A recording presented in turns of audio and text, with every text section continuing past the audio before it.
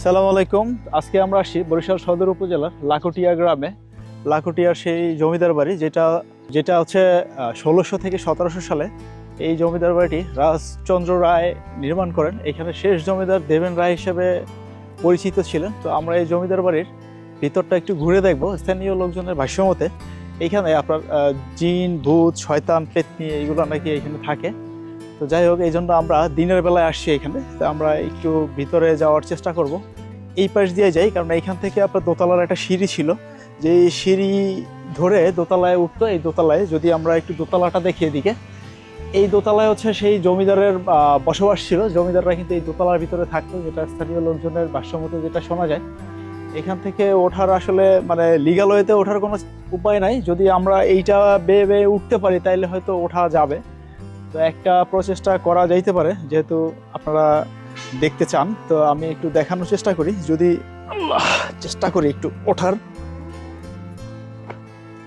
জানি না উপরে কি আছে, সাপ পোকো থাকতে পারে। তারপর একটু চেষ্টা করি, যেহেতু জমিদার বাড়ি বলে একটা কথা, একটা জমিদারি ভাবলার জন্য আইছিলাম। জানি না পারবো কিনা, ঠ্যাঙ্গা পাও না ভাঙ্গে। আবার ফাইনালি উঠতে পারছি। তো আমার সাথে হেল্পিং হ্যান্ড হিসাবে আমার ভাতিজা আছে।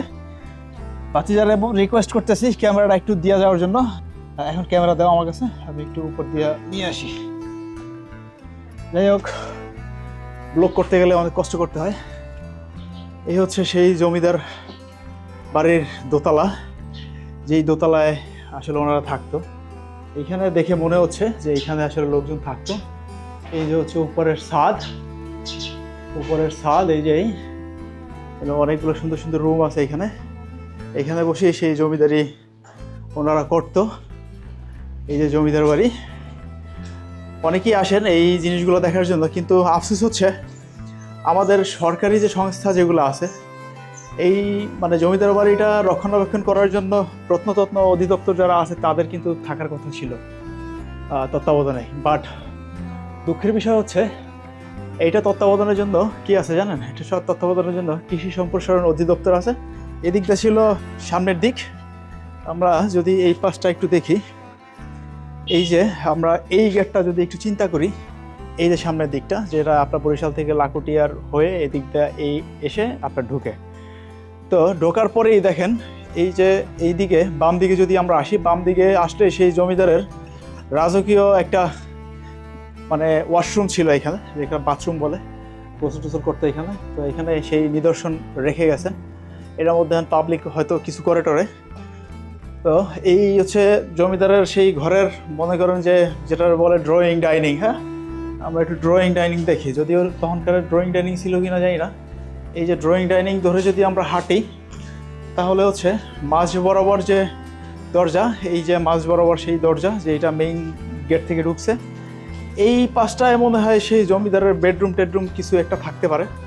হ্যাঁ, কারণ হচ্ছে এই সিঁড়ি এবং এইখানে আরেকটা টয়লেটের মতো, না হ্যাঁ এখানে আরেকটা টয়লেটের মতো ছিল এখানে।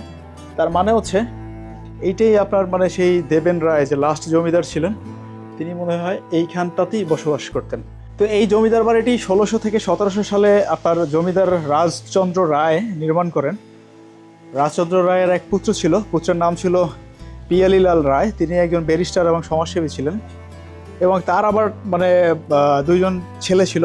একজন ছিল বৈমানিক, একজন ছিল বক্সার। এই যে বক্সার ছিলেন তার নাম ছিল হচ্ছে আপনার পরেশলাল রায়। এই পরেশলাল রায়ের হাত ধরে দেবেন রায় চলে আসেন তাদের বংশে। এই দেবেন রায় ছিলেন এই জমিদার বংশের লাস্ট জমিদার, এবং দ্বিতীয় তলা বিশিষ্ট এই ভবনটাই ছিল তাদের বসবাসের একমাত্র জায়গা। এই প্রাসাদটা বর্তমানে আপনার মানে চারোপাশ থেকেই ভেঙে চুরে একদম মানে একাকার হয়ে গেছে। যেই একাকার আসলে যদি সংস্কার করা হতো এবং এটা যদি পর্যটনের জন্য উন্মুক্ত করা হতো, তাহলে হয়তো এখানে অনেকেই আসতো। কারণ এখানে আপনার বিভিন্ন সিনেমা শুটিংও করা যায়, প্লাস হচ্ছে এখানে আপনার প্রাচীন ঐতিহ্য দেখলে মানুষ আসলে অনেক কিছু শেখে। যেমন এই যে জমিদারদের লাইফস্টাইল, জমিদাররা কী করছে, কেমনি করছে, এগুলো সব কিছু কিন্তু এই মানে এই প্রাচীন স্থাপনা দেখলে মানুষ কিন্তু জানার চেষ্টা করে, আগ্রহ চেষ্টা করে। এটা একটা হিস্ট্রি। হ্যাঁ, এই হিস্ট্রি থেকে কিন্তু মানুষের নলেজ বাড়তো। যদিও এখন সেই উপায়ে এখন আর নাই, বাট এখনও যদি গভর্নমেন্ট চায়, এটারে কিন্তু আপনার এই যে কৃষি সম্প্রসারণ যে অধিদপ্তর, যারা এটা কবজার মধ্যে আছে জমির জন্য, বা তারা এখানে হয়তো কোনো প্রজেক্ট করতেছে জানি না, গভর্নমেন্টের বড় বড় কর্মকর্তারাই এটা হয়তো ডিসিশন নিচ্ছেন।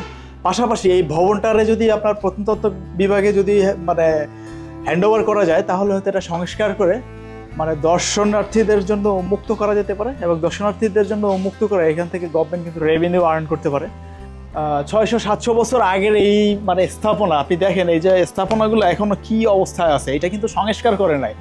পুরাতন যে ইটগুলো ছিল সেইগুলোর উপরেই কিন্তু তারা, যারা লাস্ট যে দেবেন রায় যিনি ছিলেন জমিদার, উনি কিন্তু এইগুলোর উপরেই আপনারা এই রেনোভেশন করছে, বা এরপরে যারা এখানে থাকতেন ওনাদের বংশের লোকজন বা ওনাদের এক মেয়ে নাকি আপনার বরিশাল শহরে থাকে, ওনাদের হয়তো কেউ এইগুলো রেনোভেশন করেছিলেন।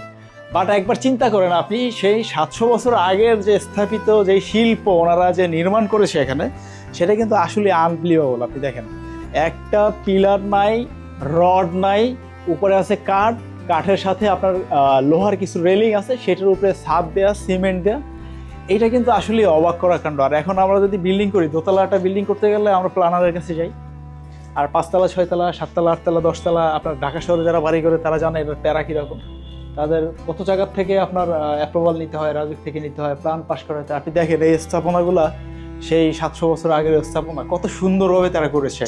তো আমরা যদি একটু নিচের দিকে যাই, বেসমেন্টের দিকে, বেসমেন্টে আরও সৌন্দর্যগুলো আরও বেশি বোঝা যায়। কারণ হচ্ছে এটা যে প্রাচীন 500-700 বছর আগে যে এটা করেছিল, তখন আসলে এইগুলো কে প্ল্যান করেছিল সেটা আসলে জানা যায় না, বাট ধারণা করা হয় এটা ব্রিটিশ আমলেই তো হয়েছে, ব্রিটিশরাই এই প্ল্যানগুলো করেছে। তার কারণ হচ্ছে ব্রিটিশরাই তো আমাদের শিক্ষিত করছে, এই ব্রিটিশরাই আমাদের এই প্ল্যান বা এই বাড়িঘর বানানো শিখাইছে। যাই হোক, আমরা এখন সেই পথ ধরে, যেই পথ ধরে আমি এসেছিলাম সেই পথ ধরে নামতেছি। ভাই দোয়া করেন ভাই নামতে পারি আরো। এটা আসলে ভয়ঙ্কর একটা জায়গা। এটা যে জিন বুথ থাকবে না, কে থাকবে না? হ্যাঁ, এটা তো একটা বাড়ি বানাই রাখছে জিন বুথের জন্য, ঠিকই আছে। আমি যদি এদিক দিয়ে একটু লাভ দিই তাহলে মনে হয় তাড়াতাড়ি নামা যাবে। আমরা গল্পের ছলে ছলে শেষ দিকে চলে এসেছি।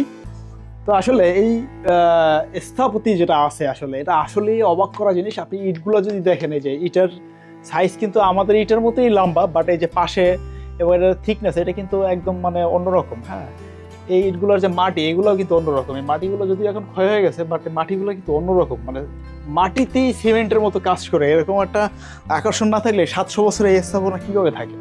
700 বছরে এই স্থাপনা তো ধ্বংস হয়ে যাওয়ার কথা। যাই হোক, আমরা এতক্ষণ উত্তর সাইডে ছিলাম প্রাসাদের, আমরা এখন দক্ষিণ দিকে যাব প্রাসাদের। যদিও এখানে লোকাল লোকজন গরু টরু চড়ায় একদম বেচাকার অবস্থা বানায় রাখছে। যদিও কৃষি গবেষণা ইনস্টিটিউট ওনারা এইটা নিছে, নেওয়ার পরে ওনারা যদি এগুলোর একটু কন্ট্রোল করতো, মানে সরকারি জিনিস তো কন্ট্রোল করবে কে? সব তো আল্লাহর রাস্তায় ছেড়ে দেবে, এটা ওনার কাজ না, এটা ওনার কাজ, ওনার কাজ না ওনার কাজ। যাই হোক, এখানে এই যে ট্রাক্টরের চাক্কা মাক্কা দেখা যাইতেছে ওনাদের, এটা হচ্ছে ওই যে কৃষি অধিদপ্তরের লোকজন এখানে আসলেই আছে, এটা বোঝা যায়। হ্যাঁ, স্থাপত্যের যে নিদর্শন প্রাচীন, সেটা একটু দেখার চেষ্টা করি। দেখেন কি সুন্দর করে বানাইছে ওরা। এই যে দেখেন, এই যে জমিদারের বেড়ায় যে এই পাশ দিয়ে থাকতো, এটা একদম মানে প্রমাণিত। আবার একটু দেখি। হ্যাঁ, কারণ এই পাশে যে আপনার বল টল ছিল, এখানে সিকিউরিটি ব্যবস্থায় মতো অন্যরকম ছিল এখানে। আজকের মতো আসলে জমিদারির যে ভাব, যে জমিদারির পার্টটা ছিল আমার এতক্ষণ, সেই জমিদারির পার্ট আজকের মতো সমাপ্তি। তো দেখা হবে বন্ধুরা পরবর্তী কোনো ভিডিওতে। চেষ্টা করব কোনো ঐতিহ্য তুলে ধরার। ভালো থাকবেন সেই পর্যন্ত। আল্লাহ হাফেজ, আসসালামু আলাইকুম।